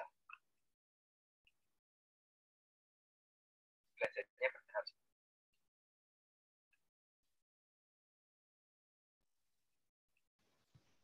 Nah, terus di sini aku coba bahas layout ya. Di sini layout itu ada di res, terus di layout. Di sini ada layoutnya activity main. Jadi layout activity main ini akan dipanggil di fungsi set content view. Di set content view ini berguna untuk menampilkan layoutnya di activity main activity ini.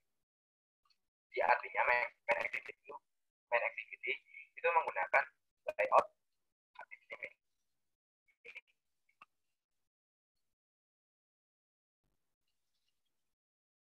Nah, di sini ada komponen ya, bisa lihat di pair-nya itu menggunakan yang namanya constraint layout. Untuk jenis-jenis layout di Android itu ada banyak. Ada constraint layout, ada frame layout, ada layout. Ini aku bahas yang constraint layout aja ya. Biar nggak terlalu bertele-tele. Di constraint layout ini di dalamnya ada cell yang namanya text view. Di text view di sini karena dia menggunakan pattern constraint layout, dia patuh terhadap sisi-sisinya. Di sini teman bisa lihat kayak simbol pair. Ini saya bisa lihat untuk menentukan posisinya. Jadi di Android Studio itu sudah disediakan untuk visual editor. Jadi teman-teman bisa drag and drop atau mengedit teks melalui visual editor.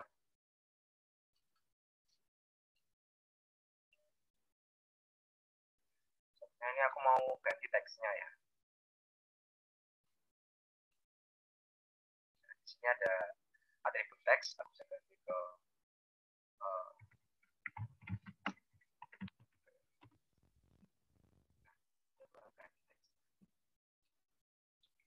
terus kalau misalnya teman-teman udah proficient udah advance di layouting, teman-teman bisa switch dari design editor, dari visual editor ke text editor.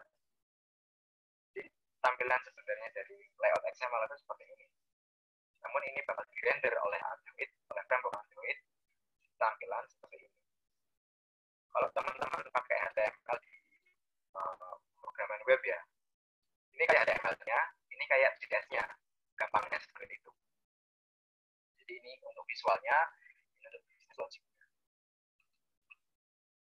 Dan untuk text view ini, selain ngedit teksnya pakai XML, bisa juga ngedit pakai kode Kotlin. Contohnya gini.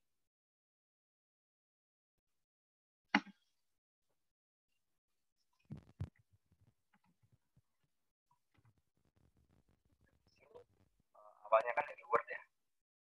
Sini teksnya aku kasih ID. Fungsinya Android ID itu untuk memberikan ID pada suatu komponen. Mirip-mirip kayak HTML.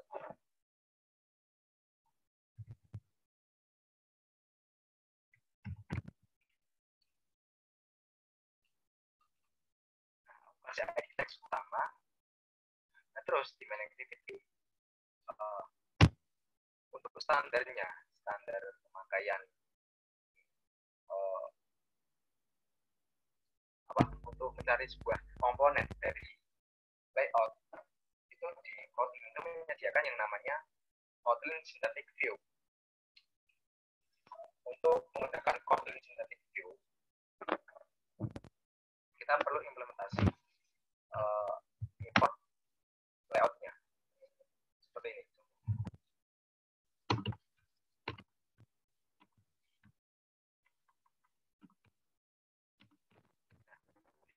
Jadi aku import Kotlin x.android.synthetic.main.activity-main. Artinya aku menggunakan Kotlin Synthetic View untuk mengimport semua elemen di activity main. Jadi kalau udah import ini, aku udah bisa menggunakan semua komponen yang ada di layout. Contohnya ini aku udah ngasih ID teks pertama ya. Aku mau ganti teksnya ke teks misalnya sekolah mobile.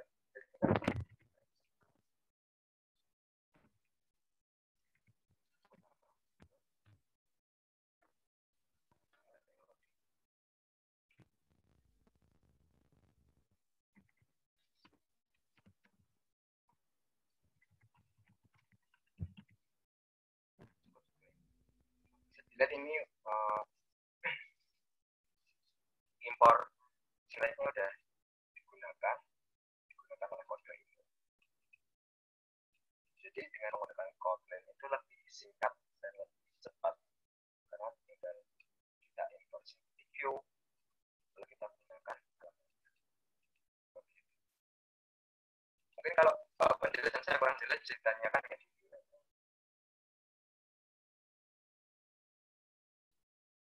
Ya nih, apa suaraku agak kurang jelasnya serak.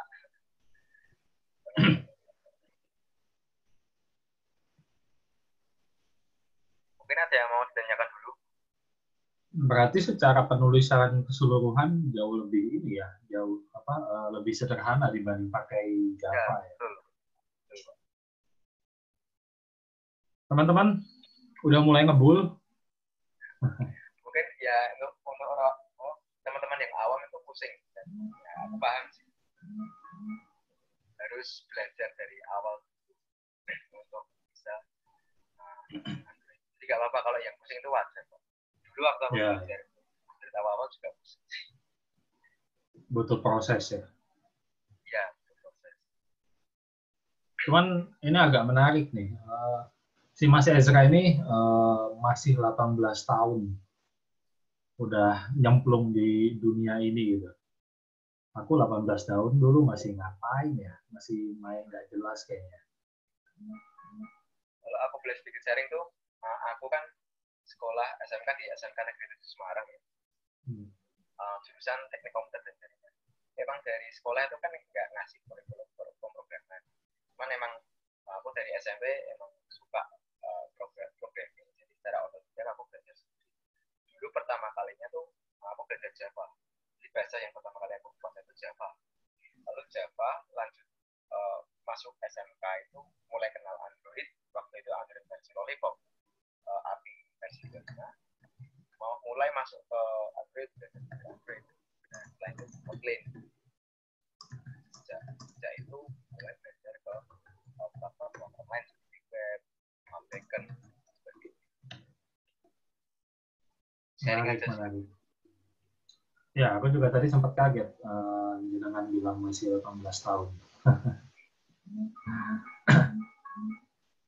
Berarti ya cukup menjanjikan ya karirnya ya. Maksudnya Mas Ezra di umur 18 tahun sudah bisa build aplikasi, sudah bisa memahami Kotlin. Nah, itu menarik sih. Oke, monggo lanjut Mas.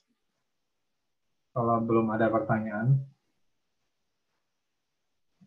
Ada lagi? Ininya Mungin atau kenal Mas kenapa? Tadi aku disuruh ngasih tugas ke teman-teman tentang, kan tadi aku udah jelasin nih apa aja sih yang dibutuhin buat Android development, terus idenya ini kayak apa. Nah, sekarang aku masih tugas ke teman-teman buat proyek awal aja sih. Tugas yang pertama itu install Android Studio, terus buat proyek simple seperti ini, buat aplikasi. Terus kalau bisa hasil tugasnya itu di tag ya ke Instagramnya sekolah mobile dengan sekolah mobile sama @Solution. Jadi install Android Studio, terus bikin project simple Hello World kayak gitu ya? Ya. Buat pengenalan teman-teman tentang cara menggunakan Android Studio. Nanti kalau misalnya ada pertanyaan, bisa kontak saya. Sebentar. Boleh ditulis di kolom chat aja Mas, kontaknya.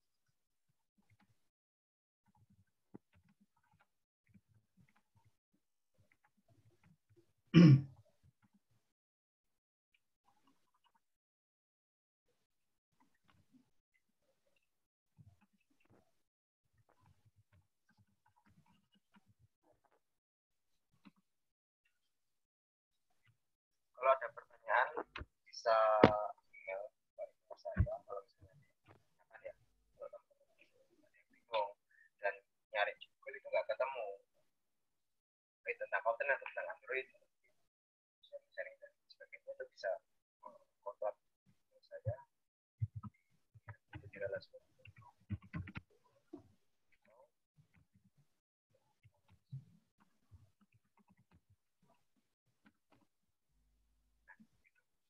Nah, itu kontaknya Mas Ezra. Jadi bikin buat teman-teman yang memang maksudnya masih bisa ngikutin, pengen coba praktek, bisa coba bikin proyek sederhana. Terus nanti di tag aja ke Instagram. Itu bukan sekolah mobile tapi sekolah Android. Karena bikin Instagram sekolah mobile nggak boleh sama Instagram namanya. Jadi sekolah Android. Tapi domainnya kita sekolahmobile.com. Karena domain sekolah android.id kita punya, tapi diblokir sama Facebook. Ada pusing. Jadi tag aja ke Instagram sekolah Android sama QC Solution. Tadi sih dapat pesan dari tim, ada reward untuk 2 orang. Itu dapat pulsa 50.000 per orang. Terus nanti kita post juga di Instagram. Terus kalau nggak salah itu ada potongan diskon 1 bulan untuk join ke sekolah mobile. Gitu. Ini ada satu pertanyaan nih Mas. Untuk menjadi Android developer, learning path-nya, jadi gambaran besar aja deh. Awal mulanya tuh apa sih yang dipelajari? Urut-urutannya. Full stack Android developer yang paling penting impression aplikasi kita itu bermakna berguna. Kita harus belajar tentang cara buat layout yang menarik dengan tema dan warna yang cocok untuk aplikasi kita. Dan pokoknya itu tergantung use case sama kebutuhan aplikasi kita ya. Kita nggak mau aplikasinya terlalu kontras, terlalu bertele-tele. Jadi disesuaikan dengan kebutuhan aplikasinya. Lalu setelah itu lanjut ke implementasi algoritma dan kodenya. Yang tentunya menggunakan Kotlin. Jadi teman-teman belajar cara implementasi misalnya ganti teks atau menyisipkan gambar ke image view, terus menggunakan fragment, menggunakan view model dan sebagainya. Nah, setelah itu baru lanjut ke Android networking. Yang artinya teman-teman bisa belajar untuk fetching data dari server ke aplikasi Android teman-teman. Nah, setelah itu bisa selanjutnya bisa belajar tentang service, tentang background operation, tentang asynchronous operation, dan untuk UX-nya itu belajarnya waktu teman-teman belajar layout. Jadi apa ada referensi buat teman-teman? Jadi Google itu dia kan yang adopsi material desain ya, teman-teman kan tahu kan material desain, desain utamanya. Dan ya material desain itu ada guideline-nya. Teman-teman bisa cek di material.io. Cara implementasi material desain itu yang benar dan sesuai guideline official itu seperti apa sih? Nah, di sini ada guideline-nya. Terus kalau teman-teman mau implementasi di platform tertentu, itu juga ada implementasinya juga.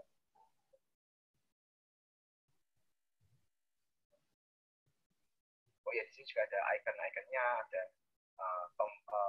tools buat temanya. Kita bisa cek di material.io. Nah, di sini material sendiri itu sebenarnya nggak cuma buat Android ya, di iOS juga ada, di Flutter juga. Oh, ini jadi bisa ngebantu untuk pada saat proses ini ya, layouting ya berarti ya. Proses layouting nyambi belajar di UX. Oke, menarik. Mungkin gambarannya seperti itu. Ada lagi mungkin yang mau ditanyain teman-teman sebelum masuk ke sesi terakhir. Oke, mungkin belum ada. Sambil saya lanjut, nanti kalau misalnya ada yang mau ditanyain di kolom Q&A aja. Ini kalau suara saya jelas nggak ya, teman-teman? Kalau suara saya jelas tidak? Apakah kecilan atau? Kalau di saya sih jelas. Aman ya? Aman. Oke. Nah ini sebelumnya mungkin thank you sih untuk Mas Ezra udah banyak sharing tentang dunia Android developer, walaupun ya memang di beberapa bagian cukup teknis ya. Wajar sih kalau memang baru pertama kali kenal, biasanya memang akan pusing. Nah ini saya mau nyinggung sedikit soal sekolah mobile sebelum kita udahan webinar. Jadi yang pertama sebentar, oh iya ini Ayundanya mohon maaf karena koneksi internet di rumahnya lagi nggak bagus. Biasanya kita online di kantor, cuman kebetulan di kantor di depan tuh lagi ada acara. Ini juga saya online di kamar jadinya. Biasanya di kantor. Oke, mungkin saya kenalan dulu. Nama saya Rizky Alif Irfani. Saya adalah CMO dari CUC Evolution. Mungkin teman-teman pernah dapat iklannya sekolah digital, pernah dapat email. Nah itu kerjaan dari saya dan tim. Nah di sini saya mau jelasin sedikit soal sekolah mobile dan terkait webinar ini. Jadi sebenarnya webinar ini diadakan dibantu juga oleh Mas Ezra itu dalam rangka ya memberikan perkenalan kepada teman-teman yang udah daftar, yang udah join tentang dunia Android developer, tentang disiplin ilmu terkait pemrograman bahasa Kotlin, terus juga tadi sedikit disinggung tentang Java juga. Nah, kita ingin perkenalkan itu, terus juga di sini kita melihat tren ke depan bahwa Kotlin adalah masa depan mungkin ya. Jadi pemilik aplikasi perusahaan sudah mulai beralih ke Kotlin. Makanya kenapa sekolah mobile ini muncul. Jadi sekolah mobile itu apa sih sebenarnya? Sekolah mobile itu ya program mentoring online tapi tatap muka. Jadi kalau teman-teman sekarang ini cuman bisa lihat muka kita, nanti kalau di kelas di sekolah mobile itu online 2 sisi. Jadi teman-teman juga nanti live ada mukanya, bisa nanya secara live juga, bisa ngomong. Jadi nggak cuma lewat chat. Jadi benar-benar seperti conference call, seperti diskusi. Terus itu total kita belajar selama 16 minggu, seminggunya 4 kali. Jadi Senin, Rabu, Jumat itu kita online. Nah, Sabtunya ada kesempatan untuk diskusi offline untuk ketemu dengan instruktur. Sementara sih diskusi offline-nya masih di Jakarta dan Bandung. Jadi untuk yang di luar domisili itu bisa tetap ikut tapi secara online. Gitu teman-teman. Untuk jadwalnya Senin, Rabu, Jumat itu malam, jadi mulai 7:30 seperti ini habis Isya. Jadi untuk teman-teman yang posisinya kuliah atau kerja, harusnya nggak ada masalah, bisa tetap ikut di di sekolah mobile. Terus ini live ya, jadi benar-benar di setiap jadwal yang saya sebutin tadi, semua siswa harus hadir. Jadi bukan seperti nonton video satu arah, makanya kenapa kita menamakannya sekolah. Kalau nonton video satu arah kan umum biasa disebut mungkin kursus ya, kursus online. Terus benefitnya apa aja? Yang jelas online. Mayoritas siswa di sekolah kita yang lain itu justru dari luar Jawa. Jadi mereka ingin belajar, mereka ingin sukses, mereka punya kemauan, tapi biasanya mereka terkendala oleh jarak karena di tempat mereka nggak ada lembaga yang bisa support. Beberapa siswa kita ada yang dari Ambon, Jambi, Palembang, Balikpapan, mayoritas justru luar Jawa. Gitu. Terus benefit lainnya ya diadakannya malam, jadi yang kerja bisa tetap join.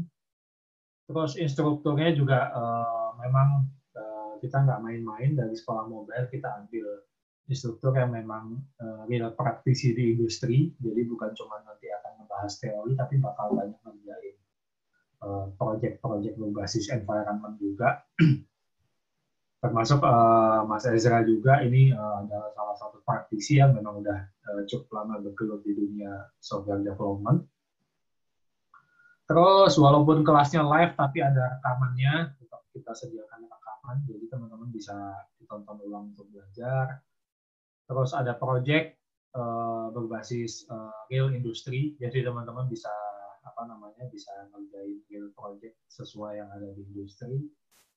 Dan yang penting materinya sudah disesuaikan ya, jadi mungkin kalau umumnya kita belajar dari nol berurutan gitu, misalnya A, B, C, D, tapi kalau di sekolah mobile dan di sekolah digital yang lain, materi sudah disesuaikan dengan kebutuhan di industri. Jadi goalnya setelah teman-teman lulus dari sekolah mobile itu, kita jamin dapat kerja, ada garansi juga uang kembali. Nah itu harapan kita teman-teman udah siap punya skillnya, udah bisa memenuhi standar requirement di industri, jadi udah siap terjun sih, udah nggak ada kesulitan lagi. Gitu. Terus alumni belum ada karena ini adalah sekolah mobile batch pertama, tapi beberapa sekolah kita yang lain sudah ada alumninya.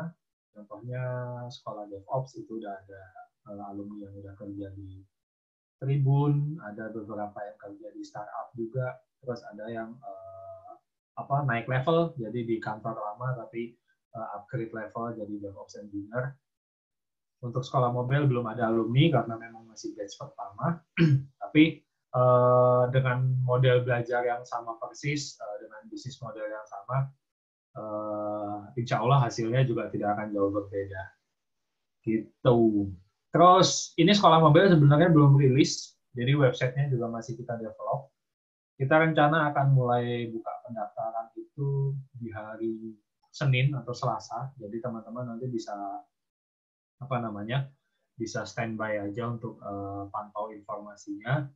Dan khusus yang udah ikut webinar, yang udah ikut live malam ini, sepertinya nanti akan ada penawaran khusus untuk potongan harga. Nanti akan diinformasikan di email. Jadi nggak ada di website, biasanya akan kita infokan di email. Terus biasanya ada yang nanya worth it atau enggak. Nah, ini sebenarnya tergantung tergantung sudut pandang ya. Tadi Mas Ezra bilang kalau untuk belajar Kotlin, kalau emang mau konsisten sisihkan 1 jam sehari, itu kurang lebih mungkin 1-2 bulan udah bisa memahami. Nah, itu benar sih, tidak maksudnya nggak salah gitu. Jadi kalau di sekolah mobile ini, teman-teman memang akan belajar dari nol. Kita tidak ada syarat khusus, jadi tanpa basic pun teman-teman bisa join, tidak ada masalah. Terus benar-benar materinya sangat spesifik berdasarkan kebutuhan di industri. Terus instruktur yang ngajar juga memang praktisi, dan teman-teman punya ruang yang banyak banget untuk diskusi. Jadi walaupun kelasnya reguler, tapi seperti private class, karena satu kelas itu kita cuma mungkin 6 atau 7 orang. Jadi siswa enak bertanya, instruktur juga nggak capek ngajarnya, nggak kewalahan. Karena jumlah siswanya cuma 6 atau 7. Gitu. Terus waktu belajarnya tidak selama kuliah, kita hanya 16 minggu. Terus setelah lulus kita jamin akan disalurkan dan insya Allah diterima kerja sebagai Android developer atau bidang-bidang yang yang sejenis ya, tapi tetap fokusnya ke ini sih, ke Android developer sih. Terus ada after sales juga, jadi beberapa alumni misalnya ada yang kendala dengan saya kesulitan bahasa Inggris nih, nah kita bisa support tuh, ada kursus bahasa Inggris, ada kursus soft skill misalnya tentang cara interview yang baik, gimana cara menghadapi HR. Nah itu setelah lulus kita ada materi-materi itu juga. Jadi teman-teman memang di sekolah mobile kita akan support penuh fasilitas-fasilitasnya. Goalnya satu, teman-teman bisa siap berkarya di industri itu aja sih. Karena kalau teman-teman sudah menguasai skill-nya, apalagi di bidang teknologi, di bidang IT yang cukup spesifik, kalau teman-teman sudah kuasai skill-nya, itu bukan teman-teman yang cari kerja sih. Nanti teman-teman yang akan dicari sama perusahaan. Tadi Mas Ezra juga udah singgung bahwa ya trennya kita sudah banyak pakai aplikasi, banyak perusahaan yang tadinya hanya web based sudah mulai bikin aplikasi. Jadi ya peluang kerja sebagai Android developer itu gede banget sih. Gitu. Jadi apakah worth it atau enggak? Nah, itu tergantung sudut pandang yang dilihat, cuman paling tidak itu benefit yang bisa teman-teman dapatkan di sekolah mobile. Yang waiting di sekolah mobile itu per hari ini sudah ada berapa? 18 orang. Kita kuota kelas mungkin di 6 atau 10. Yang daftar webinar itu total sih ada 130-an, tapi tadi yang hadir belum semua. Mungkin yang lain nggak bisa gitu. Jadi saya sarankan kalau emang teman-teman berminat untuk serius di bidang Android developer, ingin berkarya di sini, sekolah mobile adalah salah satu kalau saya bilang jalan pintas lah. Jadi materinya sudah sesuai industri, yang ngajarnya praktisi langsung dan dijamin kerja, nah itu harusnya udah kombinasi yang pas sih. Nah, tinggal teman-teman nanti mempertimbangkan benefit-benefit yang didapatkan. Oke, mungkin itu aja. Nanti selebihnya ada di websitenya, ada di sekolahmobile.com. Ketika sudah rilis akan kita blast lewat email, akan kita infokan. Mungkin ada yang mau ditanyakan terkait sekolah mobile atau tentang materi dari Mas Ezra sendiri, dari teman-teman yang lain. Ada pertanyaan sebelum kita tutup?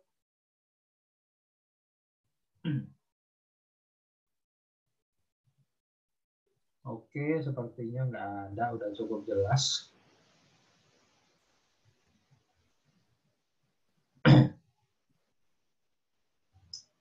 Oke, mungkin belum ada ya. Kalau ada pertanyaan, sebentar. Oh, sekolah mobile tidak menyediakan buat iOS. Oke. Nah, tadi Mas Ezra sudah singgung nih bahwa biasanya jarang orang yang bisa apa namanya garap dua-duanya. Jadi Android developer juga, iOS developer mungkin ada tapi jarang banget gitu. Karena memang masing-masing bidang ilmunya itu perlu perlu fokus yang mendalam. Jadi untuk iOS developer itu kemungkinan nanti kita akan buka kelas terpisah, Mas. Jadi nggak digabung apa namanya nggak digabung jadi satu.